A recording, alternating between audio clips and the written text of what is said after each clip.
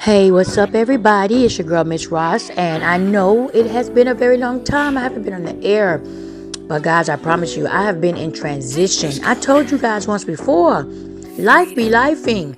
I go through shit just like you all go through shit. I'm going through a transition, but I'm still grinding. So you guys are going to continue to see me out there doing what I do best. But best believe that I'm juggling 2 and 3 things at one time. I mean, from business to personal to family. It's a lot of shit going on. But I wanted to go on and do this audio today because I was, me going through this transition, right? I'm going through this transition. I got a lot of friends behind the scenes. And we all have our circle of people. Everybody has like a circle of people that they can depend on. They have a circle that they just, socialize with. And they have a circle that just may follow them on social media and just keep up to date with what you have going on.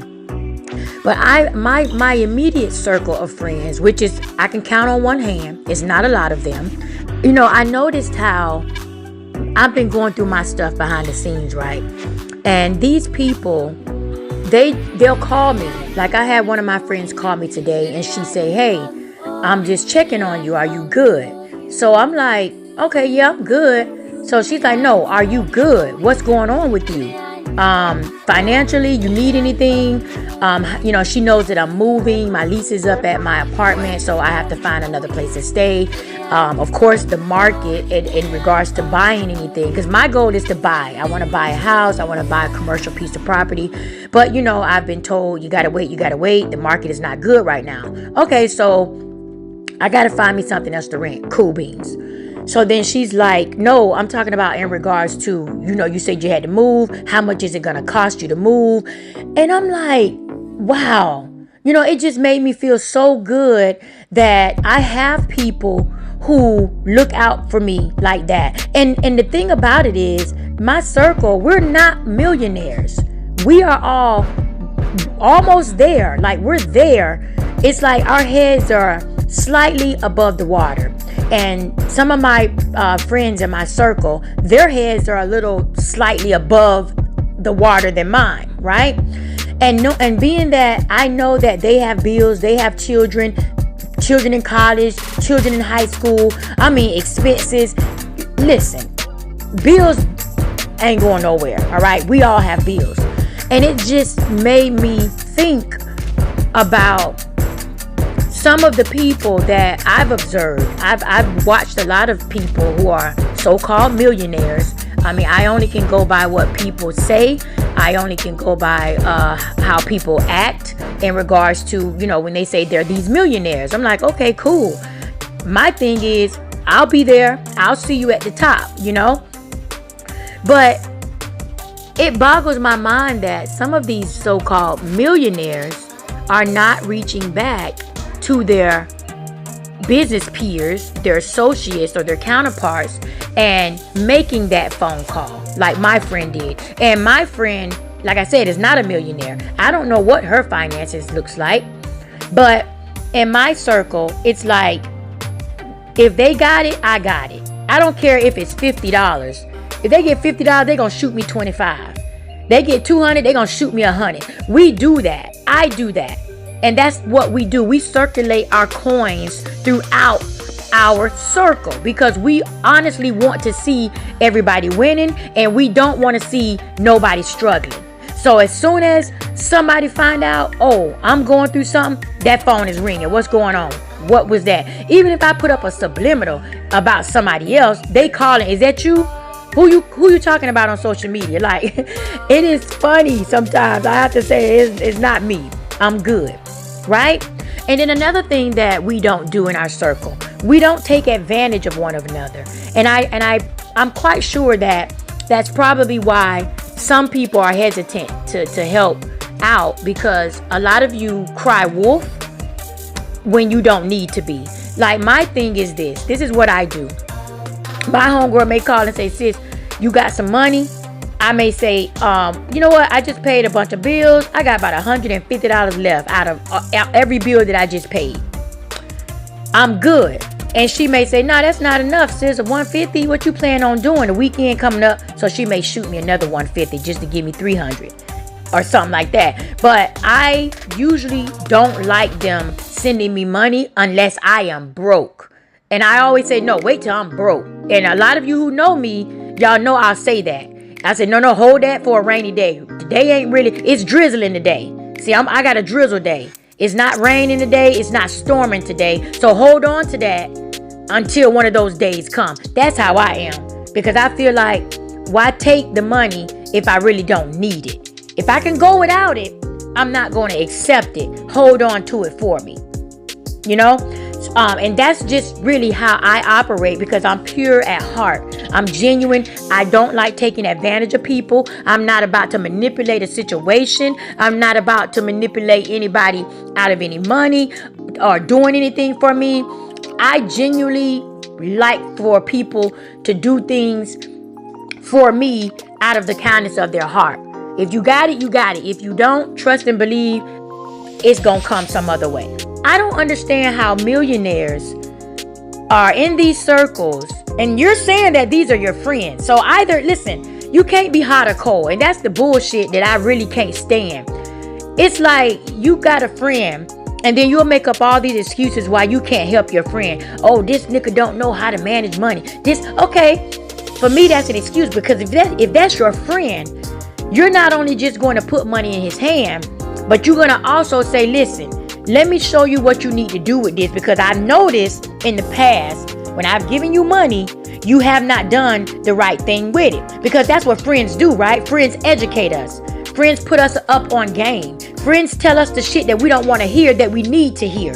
That's what a friend does. That's what I do. I'll give you the money, but I'm going to remind you that the last time I gave you some money, this is what you did and it was stupid. So you can't keep doing that, because I, for one, am not going to keep bailing you out, because obviously there's a lesson that you have not learned, and me giving you money is enabling you from learning that lesson. See, I'm not going to be a stumbling block to you in regards to your lesson.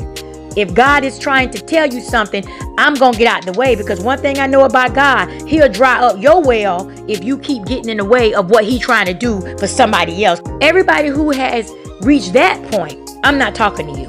Okay, I'm not talking to the millionaires who have exhausted themselves with a friend who just hasn't learned a lesson. I'm not talking about y'all. I'm talking about the millionaires who has never really genuinely reached out into their circle to find out who was in need of what. Because you know how hard it is to start a business. Come on, you've been there. So don't come with me with no bullshit acting like you don't know how hard it is to start a business, and as if you don't know how long it takes for that business to really start generating money to be able to cover all your expenses. I can tell you all, when you start a business, you're not really making no money in the very beginning. I'm in my almost 8 year of business. I mean, I can count back years before that, but I don't count those because I wasn't really taking business serious. Like, my business wasn't registered with the state. I didn't have an EIN number. I didn't really have my shit together. So I don't consider the years that I really thought of my idea to go in business as business years. I start from the date that I know I started to get my shit together and started taking my business serious. So that's why I say I got about 8 years, even though I had a business back in 2010. Within those 8 years, 5 years, I didn't really make no money. Literally, I might have made $100 a month, $500 one month. You know, it was just like that for a few years. So I really didn't start making real money until 2020, right before COVID hit. Maybe 2018, it was climbing. 2019, 2020, I honestly saw my first 80,000. And then COVID hit somewhere up in there. And then it kind of declined a little bit. So my income dropped down drastically. So now I'm at the point of building it back up. To the millionaires who have not sowed seeds into their non-millionaire friends, what is your problem? Like, do you really support your friend? Do you not like your friend? Are you in competition with your friend? Are you secretly hating on them? Like, I want to know what's your reason for not throwing these people 10,000 or so, at least 10,000, because we already know 5,000 don't take you hardly nowhere. I'll blow through 5,000 with my radio station in a day with equipment alone. And that don't even include overhead. If you know right now you got at least 100,000 in your savings, and you got at least 1 million, and you might be worth 10 million, there's no reason you should not be investing in your friend. Check up on them. Hey, how is your food truck business coming along? These are the calls y'all need to be making, okay? Stop hating on your friends. If you're gonna be a friend all the way. Be a friend. I mean a real fucking friend. Be a friend that is concerned about the well-being, the health, the financial stability of your friend. That's what a friend does. Call them up. Hey, I've been busy. I mean, you can go ahead and tell them what you've been doing and you know, explain why they haven't heard from you. Whatever, it don't matter. But I got a moment to think, and I thought about you. What's going on with your food truck business? I've seen you on social media. I've seen you at a few events, but I'm just wondering why you just got one truck. Or how well is that truck doing? And if you find out that truck doing well, okay, invest in them another truck so they can put it at another location. These are the calls y'all need to be making. Okay, so how much money did you make within the last 6 months? How much are your expenses? Sit down with them at a table. Let them write down all their expenses, from their mortgage, their rent, their car note, their car insurance. What they got going out compared to what they got coming in. And you be the difference. That's all you got to do. Listen. Let's sit down and let's go over your finances. Let's find out what's really going on.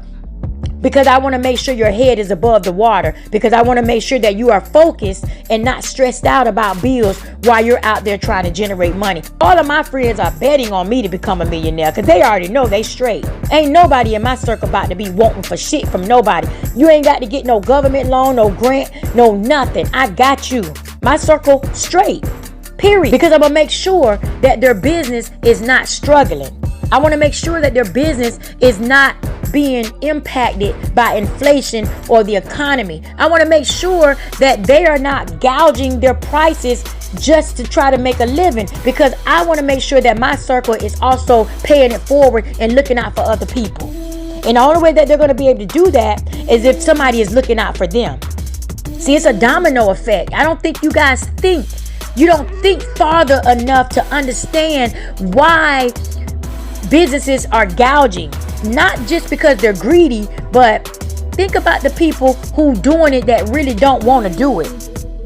And they just feel like their back is against the wall. And they don't want to raise these prices, but they got to raise these prices because they are drowning in debt. They are drowning and they don't want to let their business go. I know the feeling of thinking I got to let my business go, something that I birthed. You know, that's like losing a child.